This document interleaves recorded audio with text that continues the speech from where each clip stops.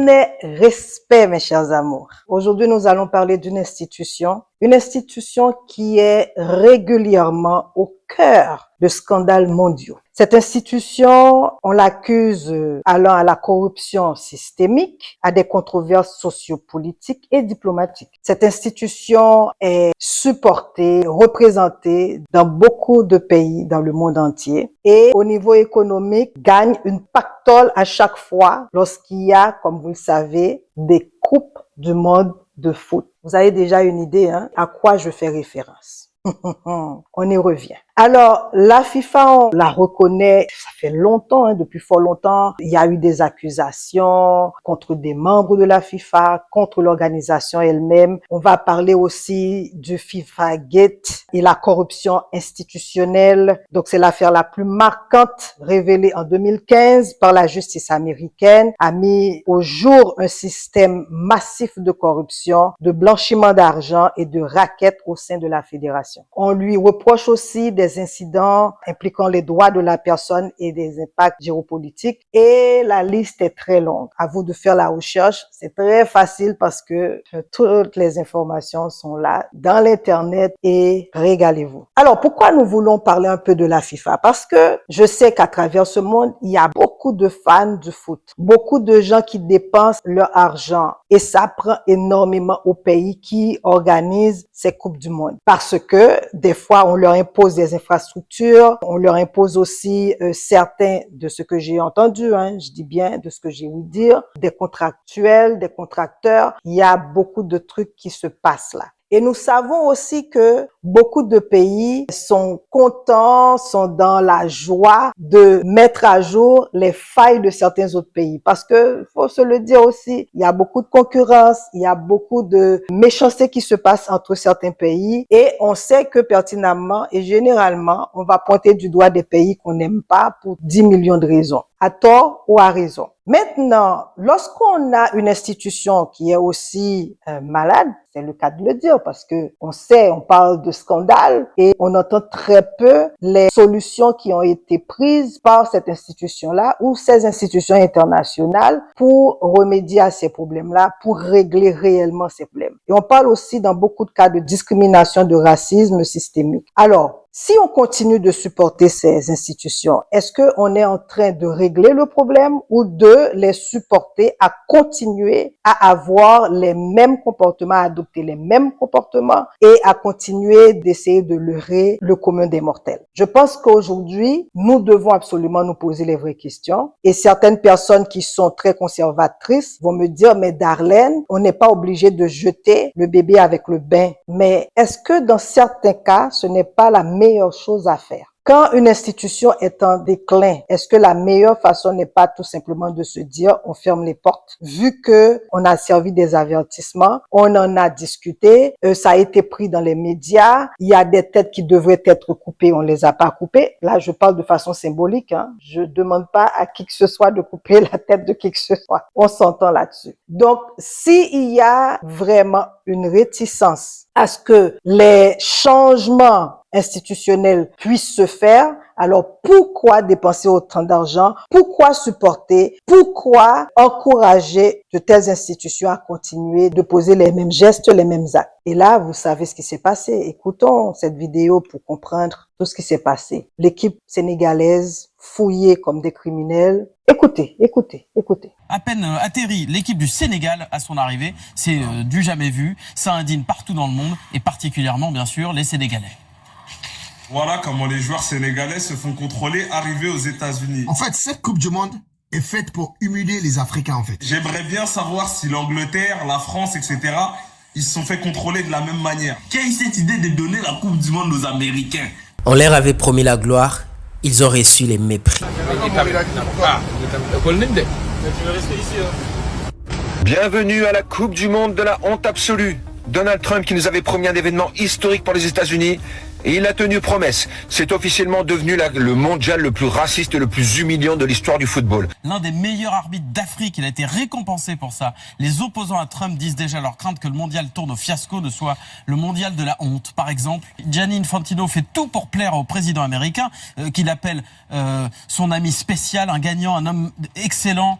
Trump dit de lui que c'est un leader dont on a besoin. Le patron de la FIFA est même allé jusqu'à créer spécialement pour Trump, presque, un prix de la paix, une sorte d'ersatz de prix Nobel qui échappe toujours à Trump. Il se présente, Gianni Infantino, comme le chef d'une organisation apolitique. Et maintenant, on décide de dire au grenadier, l'équipe haïtienne, son costume n'est pas adéquat parce que apparemment ça met mal à l'aise les anciens colons. Il faut se rappeler, pour les personnes qui ne savent pas, les grenadiers, le nom qu'ils portent, c'est le nom de l'armée qui a été la plus puissante de l'époque, fondée, créée, instrumentalisée, préparée par nos ancêtres africains. Et donc, quand on dit grenadier à l'assaut, ça qui mourit n'a vengé yo. Donc, ça veut dire que on devrait être prêt et prête pour se mettre debout et supporter ces soldats qui vont à la guerre. Bon, pour ceux qui ne savent pas, voici pourquoi la FIFA demande à Haïti de changer son maillot avant de jouer son premier match dans cette Coupe du Monde. On écoute et on partage. La FIFA interdit à l'équipe haïtienne de jouer avec ses maillots à cause d'une illustration représentant l'image de la bataille de Vertières. Pour ceux qui ne connaissent pas la bataille de Vertières, voici un petit rappel. Les Haïtiens sont un peuple originaire d'Afrique qui a été vendu et transporté vers cette île des Caraïbes pour travailler comme esclaves. Mais ces esclaves ont réussi une révolution historique. Ils ont affronté et vaincu l'une des plus grandes armées de l'époque, l'armée de Napoléon. Ils ont combattu les forces françaises présentes sur l'île, récupéré leur territoire et participé à l'abolition de l'esclavage. Haïti est devenu le premier pays noir indépendant au monde grâce à des leaders comme Jean-Jacques Dessalines, qui était lui-même un ancien esclave devenu chef de la Révolution. Quand la FIFA demande de retirer cette image du maillot des joueurs haïtiens, ce n'est pas une simple question pour beaucoup de personnes. Et je vais vous dire dans le cas d'Haïti, et je le dis surtout à vous, les frères et les sœurs africains, que Haïti est en guerre.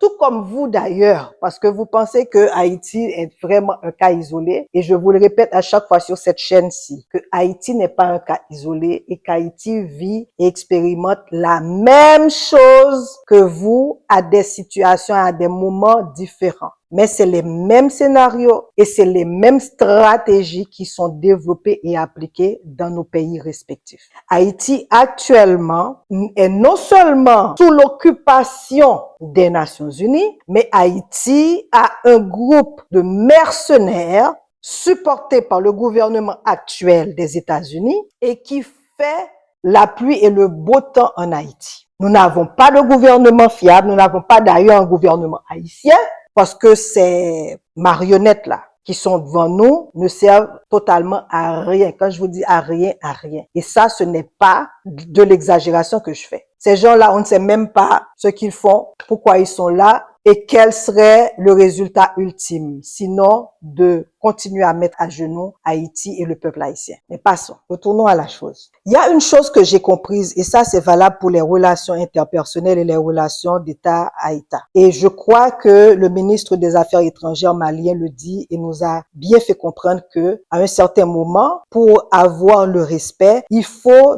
demander clairement et exiger la réciprocité. Beaucoup d'entre nous ont cette habitude-là, cette malencontreuse habitude de nous sortir des trucs comme « Oh, mais c'est la diplomatie », comme si on est les seuls à comprendre ce qu'est la diplomatie, on est les seuls aussi à respecter les règles de la diplomatie. Mais je dois vous avouer que dans beaucoup de cas, les frères qui aiment sortir ce genre de discours sont des lâches en général. Donc, c'est des gens qui sont complexés et qui ne pensent pas qu'ils peuvent y arriver sans l'autre. Oui, la vie fait en sorte que on est obligé de vivre avec l'autre. Et puis, c'est très bien comme ça. Mais ça, c'est quand l'autre comprend la nécessité et l'importance de vivre ensemble. Mais quand lui, cet autre-là, pense qu'il est le nombril du monde et qu'il peut faire ce qu'il veut, quand il veut, à la manière qu'il le veut, et que même si ça nuit le bien vivre ensemble, eh bien, à un moment donné, il faut apprendre à dire à l'autre, thank you very much, tu peux y aller, tu peux partir, on n'a pas besoin de toi. Parce que la notoriété dont jouissent certaines institutions et certains individus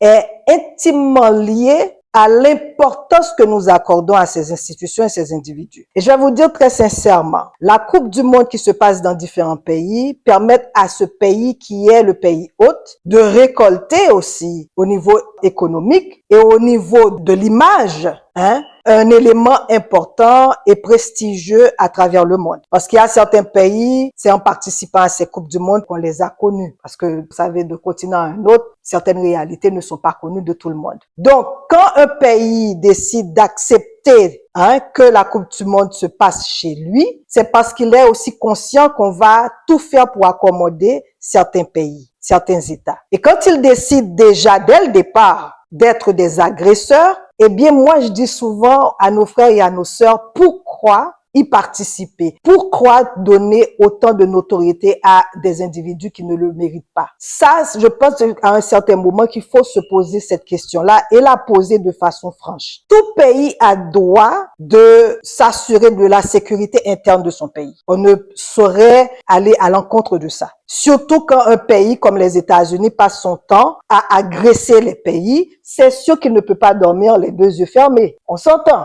Et qu'il a le droit aussi de refouler ou d'accepter qui il veut. Ça, c'est son droit le plus sacré. Cependant, on sait dès le départ de cette Coupe du Monde qu'il voulait carrément mettre sur la sellette, diminuer. En fait, ils essayent de dévaluer certains pays parce que ils ont carrément décidé de lister certains pays. Et donc, moi, et je le répète, et c'est pour ça qu'il y a certains chefs d'État qu'actuellement, on peut ne pas les aimer, mais on apprécie leur vision, leur façon de faire les choses. C'est-à-dire, si tu nous respectes pas, si tu ne veux pas nous voir, si tu veux toujours nous rabaisser, nous n'avons absolument rien à F de toi. Et donc, tu passes ton chemin, nous passons notre chemin. Donc, il y a certains pays qui savaient être sur cette liste-là, mais pourquoi s'y rendre? L'Iran, moi, ça m'a déçu carrément. Vous savez que vous êtes, comme les jeunes disent, en bif avec les États-Unis. Alors, pourquoi laisser votre équipe se rendre là-bas? À moins que vous ayez d'autres idées, d'autres choses en tête. Alors, en ce sens-là, je dirais, les États-Unis probablement a raison parce qu'ils savent pertinemment qu'ils vous ont agressé et que vous êtes dans la réplique. Pourquoi envoyer votre équipe? À moins que vous aviez eu une idée claire que vous vouliez mettre les États-Unis sous la sellette et leur faire montrer leur vrai visage que tout le monde déjà connaît. Mais sinon, pourquoi le faire? Donc, il y a certains pays qui sont sur la liste. Pourquoi dépenser de l'argent? Pourquoi faire tout ce cirque-là pour laisser vos gens aller vivre ce genre de trauma? Parce que c'est des traumas. Lorsqu'on vous fouille, des fois, on va aller vers ton intimité, on va t'agresser psychologiquement, physiquement et voire spirituellement parce que ces gens t'enlèvent ton bon sens dans ce moment-là où ils font ces fouilles-là. Et c'est pas des fouilles qui se font avec empathie, avec un certain respect, on s'entend. Donc, moi, je dis aux gens, quand vous voulez que les gens vous traitent avec dignité, assurez-vous de vous faire écouter de la bonne manière. Vous n'êtes pas obligé d'être là. D'ailleurs, et je le dis, des fois, la meilleure façon de se faire respecter et de se faire briller par son absence. Le silence est un ami qui ne trahit jamais. Des fois, il faut juste se la fermer et d'être totalement absent. D'ailleurs, je vais vous dire très sincèrement, comme mon pays, les enfants de ce pays-là, les Haïtiens ont décidé de participer à cette coupe. Bon, j'écoute ce qui se passe sur le terrain, mais je suis entièrement désengagée. Je ne mets pas mon énergie, mon cœur dans cette Coupe du Monde parce que déjà, dès le départ, les États-Unis avaient montré leur vraie couleur. Pourquoi dépenser son argent dans un endroit où on ne veut pas de toi? Moi, je comprends pas. C'est comme forcer la main à quelqu'un, forcer à quelqu'un de t'accepter. Je ne sais pas si c'est à cause de mon âge maintenant, parce qu'à un certain moment de sa vie, on se dit qui m'aime me suit. Si tu es avec moi, je suis avec toi. Tu n'es pas avec moi, je te laisse déjà. Je n'ai pas besoin. Même si tu étais la personne la plus richissime du monde, j'ai mis la plus, pour vous démontrer le niveau que je mets tout ça. Que vous soyez le pays le plus extraordinaire du monde. Je m'en fiche. Et je crois à un certain moment qu'il faut être indifférent par rapport à certaines choses. Et puis, il faut pas oublier, il y a certains niveaux qu'on hisse des pays et des individus. C'est tout simplement des mythes. C'est un mythe qui est formaté, qui est créé autour de ces institutions et de ces individus. Parce que sans nous, il n'aurait aucune crédibilité, aucune raison d'être d'existence. Donc, si on comprend le pouvoir du nombre, on va tout simplement dire, on va boycotter. Moi, personnellement, dès le début de cette histoire-là, nous aurions pu voir où ça allait nous amener et dire que bon,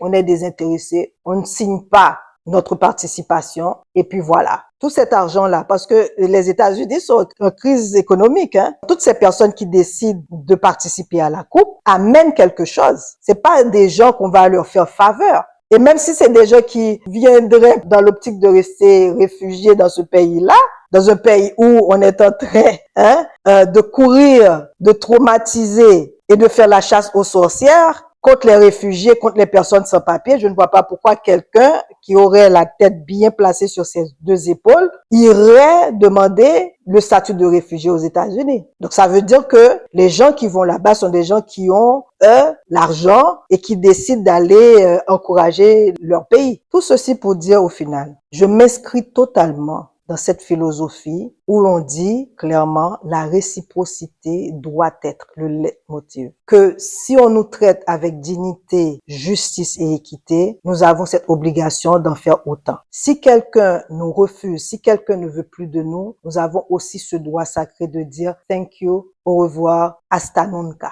Et nous devons aussi faire comprendre à des institutions, si vous faites mal les choses, si vous ne donnez pas de meilleurs résultats, parce qu'ils nous forcent, ils nous obligent, nous, surtout les peuples africains, à donner le meilleur de nous, à faire de bonne gouvernance, à faire de ceci, de cela, ils doivent aussi s'inscrire à la même chose. Donc, s'ils ne sont pas capables de répondre à la même chose, eh bien, nous avons aussi le droit de dire, nous vous boycottons. Et puis, cessons de prendre au sérieux des personnes qui ne méritent pas notre approbation et notre temps. Moi, personnellement, les jerseys de l'équipe haïtienne, moi, j'allais dire clairement, et si vous n'acceptez pas que ce jersey-là soit porté par nos joueurs, eh bien, nous vous disons au revoir et merci.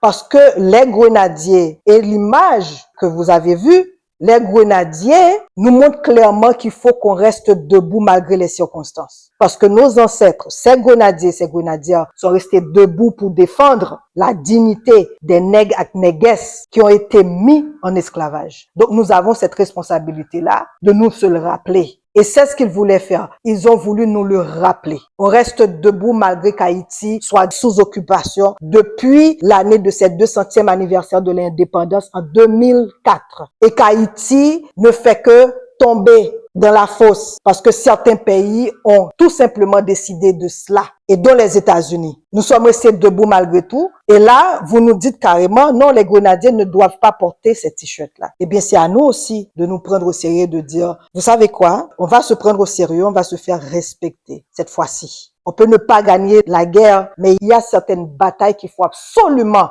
signer et donc celle-là, on ne la prend pas. Parce que nous avons cette capacité de dire au revoir et merci. C'est ça qu'on a de la difficulté à faire. Je ne nous comprends pas. Nous avons cette difficulté-là. Et je ne serais pas étonnée non plus de voir certaines personnes venir commenter sur cette vidéo, sur l'émission pour dire que, vous savez, c'est parce que vous êtes utopiste, vous ne comprenez pas les choses, la diplomatie, on sait que vous êtes lâche. Point final. Je suis arrivée à ça. On sait que certains d'entre nous sont lâches parce que d'ailleurs, durant la bataille de l'indépendance, on sait qu'il y a eu certains qui ont même été voir le maître, tu sais, ils vont se rencontrer là, ils vont se rencontrer au nord, ouais, il y a eu ces gens-là.